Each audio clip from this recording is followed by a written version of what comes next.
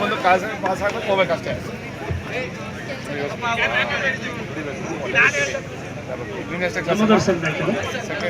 Damodar sir Shri Damodar Congress मुखंडರು Madapatna.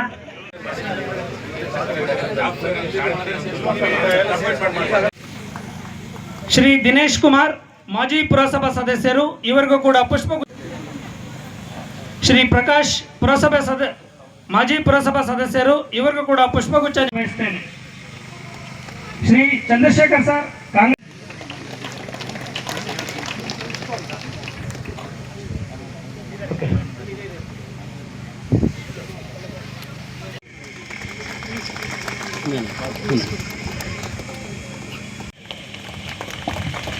ಹಾಗೆ ಸರ್ಕಾರಿ engineering ಕಾಲೇಜಿನ ಪ್ರಾಂಶುಪಾಲರು ಆಗಿರುವಂತಹ ಪರಶುರಾಮ್ ಸರ್ ಅವರಿಗೂ ಕೂಡ ಪುಷ್ಪಗುಚ್ಛ ನೀಡು.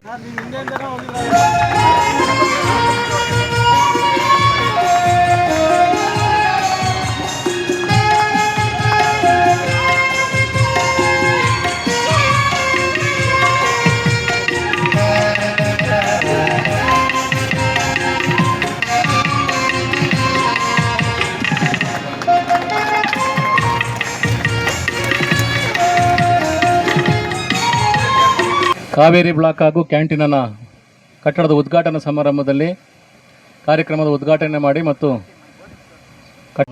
ಪುನಿ ಅವರೇ, ಶ್ರೀಯುತ ಚೇತನ್ ರವರೇ, ಇರ್ಫಾನ್ ರವರೇ, ಅಜೀಜ್ ರವರೇ, ಎಲ್ಲ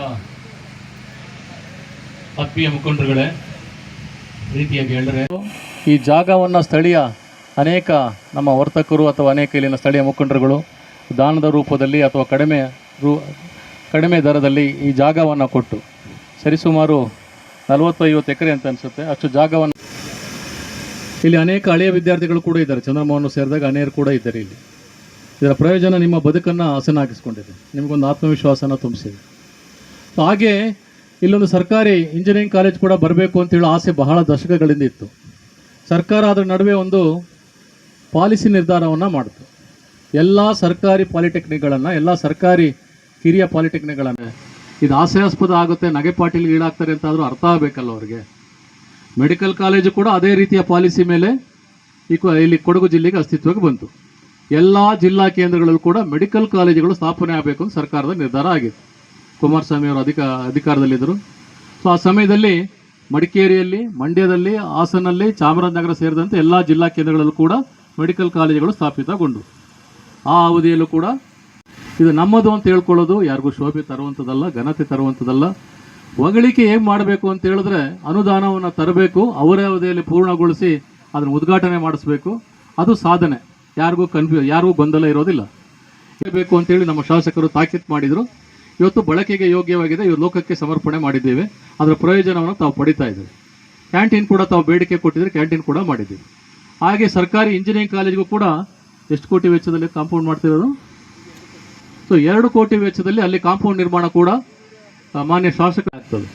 ಶಾಸಕರ ಅವಧಿಯಲ್ಲಿ ನಾನು ಮಾಡಿಲ್ಲ. ಇಂಜಿನಿಯರಿಂಗ್ ಕಾಲೇಜ್ ಇನ್ನೂ ಕೂಡ ಪ್ರಜಾಸೌಧ ಆಗಿಲ್ಲ, ಹಳೆಯ ವಿಧಾನಸೌಧಗಳು ಕೂಡ ಆಗಿಲ್ಲ. ವಿರಾಜಪೇಟೆ ವಿಧಾನಸೌಧ ಈಗ ಮೊನ್ನೆ ಪೂರ್ಣಗೊಳ್ತಾ ಬಂತಿದೆ ಅಷ್ಟೇ. ಹಳೆಯ ತಾಲೂಕುಗಳಿಗೆ ಎಲ್ಲ ಕೇಬಲ್ಗಳು ಮತ್ತು ವೈಡನ್ ಮಾಡಿಕೊಂಡು ಎಲೆಕ್ಟ್ರಿಕಲ್ ವಿಭಾಗದಲ್ಲಿ 8 ಕೋಟಿಯನ್ನು ಮಾಡಿದ್ದೇವೆ ಈ ಸುತ್ತಮುತ್ತದಲ್ಲಿ. ಇದಿಷ್ಟನ್ನು ಮೇಲ್ನೋಟಕ್ಕೆ ಕೇಳಿದಷ್ಟು ಇನ್ನಿಷ್ಟ 1 ವರ್ಷ ಬೇಕಾಗ್ತದೆ. ಆಯ್ಕೆಗೊಂಡ ಯುವಕ ನಮಗೆ ಇದ್ರ ಜೊತೆಲಿ ಗ್ಯಾರಂಟಿ ಯೋಜನೆಗಳು ಬೇರೆ ತಂದ ಮೇಲೆ 50,000 ಕೋಟಿ ಬಜೆಟ್ನ 50,000 ಕೋಟಿ ಸಂಬಳ ಇತ್ಯಾದಿ ಎಸ್ಟಾಬ್ಲಿಷ್ಮೆಂಟ್ ಎಲ್ಲ ಸೇರಿ ಬಜೆಟ್ನಲ್ಲಿ ಸಿಗ್ಬೋದಂತ ಕೆಲವು ಕೋಟಿಗಳಲ್ಲಿ ಎಲ್ಲ ವಹಿಸಿರುವ ನಮ್ಮೆಲ್ಲರ ಪ್ರೀತಿಯ ಪುತ್ರ ಅಂತ ಹೇಳಲಿಕ್ಕೆ ಇಚ್ಛೆ ಪಡ್ತೇನೆ. ಮಂತರ್ಗೌಡ್ರೆ, ವೇದಿಕೆಯ ಎಲ್ಲ ಬಂಧುಗಳೇ, ಹೇಳಿ ನೀವು ಈಗ ನಾವು ಬರ್ತೀವಿ ಹೋಗ್ತೀವಿ ಗೊತ್ತಾಯ್ತಲ್ಲ ನಿಮಗೆ. ಈ ಥರ ನಾನು ಹೇಳೋದು ಇದೊಂದು ಬಿಲ್ಡಿಂಗ್ನ ನೋಡ್ತಾ ಇದ್ರೆ ನಾನು ನಿಜವಾಗಿ ಹೇಳ್ತೀನಲ್ಲ, ಇವತ್ತು ನೋಡ್ಬಿಟ್ಟು ನಾನು ಕೂಡ ನೋಡಿರಲಿಲ್ಲ. ಅಲ್ಲಿ ಕೆಲಸ ಮಾಡಿದವರು ಈ ಥರ ಹಣ ತರೋಕ್ಕೆ ನಾನು ನೋಡ್ತೀನಲ್ಲ ಹೆಂಗೆ ತಂದ್ರು ಅಂತ ಒಂದೊಂದ್ಸಲ ಅನಿಸುತ್ತೆ. ಈ ಆಲ್ ವೇಸ್ಟೆಡ್ ಅಂತ ಹೇಳಲಿಕ್ಕೆ ಮತ್ತೆ ನೀವು ಶಾಸಕರಾಕೆ ನಾಟ್ ದ್ಯಾಟ್ ನಾನು ಹೇಳ್ತಾ ಇರೋದು. ನಿಮ್ಮ ಪ್ರಯತ್ನ ಆ ಥರ ಇದೆ ಅಂತ ನಾನು ಹೇಳಲಿಕ್ಕೆ ನಾನು ಇಚ್ಛೆ. ಚಪಾಲಿ ತರ್ತಾವ್ರೆ ಅಂದರೆ ಅವರು ಊಟ ಮುಗಿಸ್ಕೊಂಡು ಅರ್ಧ ದಿವಸ ರಜಾ ಕೊಡಿ ಅಂತ ಕೇಳೋಕ್ಕೆ ಪ್ರಯತ್ನ ಮಾಡ್ತಾರೆ, ಹೌದಾ ಇಲ್ವಾ? ಕಂಪ್ಲೀಷನ್ ಮಾಡಿ ನಮ್ಮ ಮಕ್ಕಳಿಗೆ ಒಳ್ಳೆ ರೀತಿಲಿ ಆ ಬಿಲ್ಡಿಂಗಲ್ಲಿ ವಿದ್ಯಾಭ್ಯಾಸ ಕೊಡಿ, ಈ ಬಿಲ್ಡಿಂಗಲ್ಲಿ ಲಘು ಉಪಹಾರ ಕ್ಲೀನಾಗಿ ಕೊಡಿ ಅಂತ ನಿಮಗೆ ಸೂಚಿಸ್ತಾ, ವೇದಿಕೆ ಮೇಲೆ ಹಾಸಿದಂಥ ಈ ಸಂಸ್ಥೆಯ ಪ್ರಿನ್ಸಿಪಲ್ ಆದಂಥ ದೊಡ್ಡ ಮನಸ್ಸಲ್ಲಿ ಕೊಟ್ಟಿದ್ರು. ಒಂದು ಕ್ಲೀನಾಗಿ ಒಂದು ಗ್ರೌಂಡ್ ಮಾಡಲಿಕ್ಕೆ ನಾನು ಜವಾಬ್ದಾರಿಯನ್ನು ಅವತ್ತು ತೊಗೊಂಡಿದ್ದೆ. ಎಂಜಿನಿಯರ್ಗೆ ಇವತ್ತು ಹೇಳಿದ್ದೀನಿ, ಅದು ಹೆಂಗಿರೋ ಆದಷ್ಟು ಮುಗಿಯೋಂಥ ಪರಿಸ್ಥಿತಿ ಬಂದಿದೆ. ನಮ್ಮ ಮಕ್ಕಳಿಗೆ ಅದೇನು ಯಾವ ರೀತಿಯಲ್ಲಿ ಏನೇನು ಬೇಕು ಅಂತ ಬೇಕಾದ್ರೆ ನಮ್ಮ ಮಕ್ಕಳ ಜೊತೆ ಇನ್ನೊಂದು ಸಲ ಅಲ್ಲಿ ಸ್ಥಳೀಯವಾಗಿ ಬಂದು ಯಾವ ರೀತಿಯಲ್ಲಿ ಮಾಡಿಕೊಡ್ಬೇಕು ಅಂತ ಅವ್ರಿಗೆ ಅನುಕೂಲ ಮಾಡಿಕೊಡೋಂಥ ಕೆಲಸ ನಾವು ಮಾಡೋಣ. ಯಾಕಂತಂದರೆ ಅವತ್ತು ನಾವು ಬಂದಾಗ ಎಲ್ಲರೂ ಬಾಲು ಬ್ಯಾಟ್ ಇಟ್ಕೊಂಡು ನಿಂತಿದ್ರು. ಅದು ನನಗೂ ಜ್ಞಾಪಕ ಇದೆ. ನೀವು ಮರ್ತಿದ್ರು ಇಲ್ಲೋ ಗೊತ್ತ, ನಾನಂತೂ ಜ್ಞಾಪಕ ಇದೆ. ಮಾತ್ರ ನಾನು ಯಾಕೆ ಹೇಳ್ತೀನಿ ಅಂತಂದರೆ, make use of the ground ಅಂದರೆ ಅದನ್ನು ಉಪಯೋಗಿಸ್ಕೊಳ್ಳಿ. ಸುಮ್ಮನೆ ಏನು ಹೇಳ್ದಂಗೆ ದನ ಮೇಯ್ಸೋಕ್ಕೆ ಗಿನ ಮೇಯ್ಸೋಕ್ಕೆ ಅಲ್ಲಿ ಜಾಗ ಫ್ರೀಯಾಗಿ ಬಿಟ್ಕೊಳ್ಬೇಡಿ. ದಯವಿಟ್ಟು ಅಲ್ಲಿ ನಮ್ಮ ಮಕ್ಕಳಿಗೆ ಯಾವ ರೀತಿಲಿ ಬೇಕು, ಒಂದು ಗ್ಯಾಲರಿನೋ ಬೇಕೋ, ಯಾವ್ದಾರ ಒಂದು ರೀತಿಲಿ ಒಂದು ಡೆವಲಪ್ಮೆಂಟ್ ಬೇಕು ಅಂದ್ರೆ ಅದನ್ನ ಕೊಡೋಕ್ಕೆ ನಮ್ಮ ಜವಾಬ್ದಾರಿ ತಗೋತೀವಿ. ಅದೇ ರೀತಿಲಿ ವೇದಿಕೆ ಮೇಲೆ ಹಾಸಿದಂಥ VP ರೂಪಾಯಿ ಒಂದು 5 ಲಕ್ಷ ರೂಪಾಯಿ ಏನು ಶಾಸಕರ ನಿಧಿಯಿಂದ ಕೊಟ್ಟು ಆ ಪೈಪ್ಲೈನ್ ಕಾಮಗಾರಿಗಳನ್ನು ಮಾಡ್ಕೊಳ್ಳಿಕ್ಕೆ ಅಂತ ನಿಮಗೆ ಅವಕಾಶ ಮಾಡಿಕೊಡ್ತೀವಿ ಅಂತ ಹೇಳ್ತಾ, ಅದೇ ರೀತಿಲಿ ಏನು ಪ್ರಮೋದಣ್ಣವ್ರು ಇರ್ಬೋದು, ಜೋಶಿ ಅಣ್ಣ ಇರ್ಬೋದು, ಇರ್ಫಾನ್ ಅವ್ರು ಇರ್ಬೋದು, ಸಜ್ಜಿ ಅಣ್ಣ ಇರ್ಬೋದು, ಈ ಕಡೆ ನಟೇಪುಲು ಶಿವಪ್ಪನವರು, ಕೃಷ್ಣಪ್ಪನವರು, ನಮ್ಮ AW ಅವರು, ಅದೇ ನಮ್ಮ ಪ್ರಿನ್ಸಿಪಲ್ ಎಂಜಿನಿಯರಿಂಗ್ ಕಾಲೇಜು ಪರಶುರಾಮ್ ಅವರು, ಅದೇ ರೀತಿ ಸತೀಶ್ ಸರ್ ಅವರು ಪ್ಲಸ್ ಸೀನಪ್ಪನವರು ಎಲ್ಲ ಈ ಟೆಕ್ನಿಕಲ್ ಎಜುಕೇಷನು ತುಂಬ ಮುಖ್ಯ ನಮ್ಮಲ್ಲಿ. ನಾನು ಯಾಕೆ ಹೇಳ್ತೀನಿ ಅಂತಂದರೆ, ನಿಮಗೆ ಅರ್ಥ ಆಯ್ತದೋ ಇಲ್ವೋ, ನಮ್ಮ ಯುವಕರಿಗೆ ಅರ್ಥ ಆಗುತ್ತೆ. ಏನು ಮಾಡ್ತೀವಿ ಅಂತಂದರೆ, ನಾವು ಏನು ಮಾಡ್ತೀವಿ ಅಂತಂದರೆ ಅಂತ ಎಷ್ಟೋ ಜನಕ್ಕೆ ಯೋಚನೆ ಇದೆ. ದಯವಿಟ್ಟು ನಿಮ್ಮ ಮನೇಲಿ ಟೆಕ್ನಿಕಲ್ ಆಗಿ ಯೋಚನೆ ಮಾಡೋಕ್ಕೆ ನೀವು ಕಲ್ತಿದ್ದೀರಾ. ಟೆಕ್ನಿಕಲ್ ಆಗಿ ಯೋಚನೆ ಮಾಡಿ ಅದನ್ನ ಇಂಪ್ಲಿಮೆಂಟೇಷನ್ ತಮ್ಮ ಮನೇಲಿ ಮಾಡಲಿಕ್ಕೆ ತಾವು ಜವಾಬ್ದಾರಿ ತಗೋಬೇಕು. ದೊಡ್ಡ ಮಟ್ಟದಲ್ಲಿ ಮಾಡೋಕ್ಕೆ ಆಗಲಿಲ್ಲ ಅಂದ್ರೂ ಕೆಲವು ನಿಮ್ಮ ಊರಲ್ಲಿ ಈಗ ಒಬ್ಬ ಕೆಲಸ ಮಾಡೋಕೆ ಬರ್ತಾನೆ, ಈಗ ಯಾವ್ದಾದ್ರು ಕೆಲಸನ ಫಾಲ್ಟು ನಿಮಗೂ ಗೊತ್ತಿರ್ತದೆ ಯಾವ್ದು ರೀತಿಲಿ.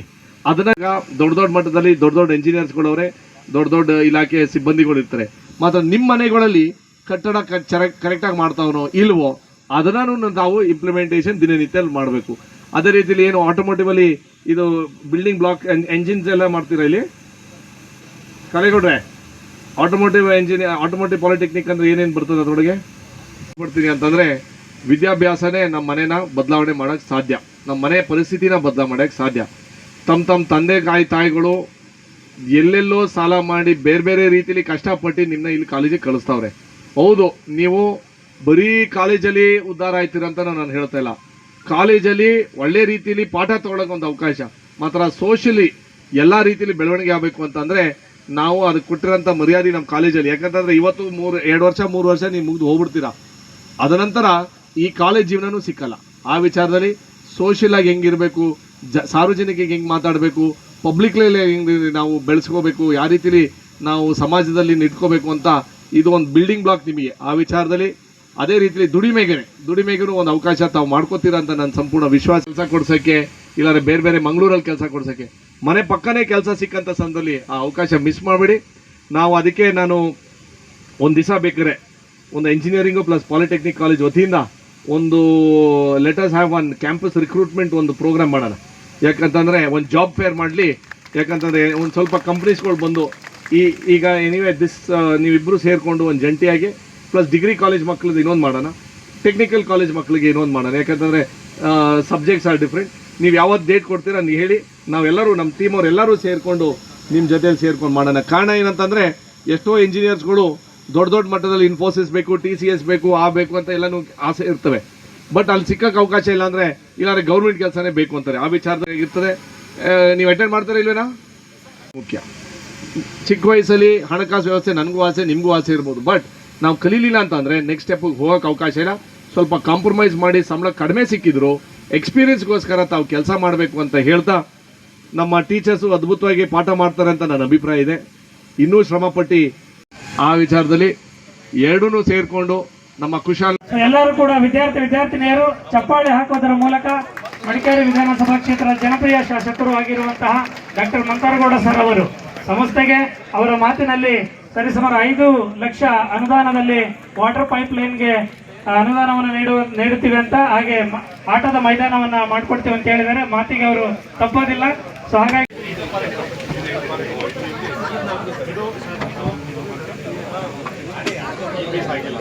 ಸೆಂಟ್ರಲ್ ರೋಡ್ ಅಲ್ಲಿ 3 ಅವರು ಹೇಳ್ತಾರೆ ದೊಡ್ಡ ರೋಡ್ ಇದೆ, ಇಲ್ಲ ಸರ್ ಮಾಸ್ಟರ್ ಪ್ಲಾನ್ ದೂರ ಹೇಳ್ತಾರೆ.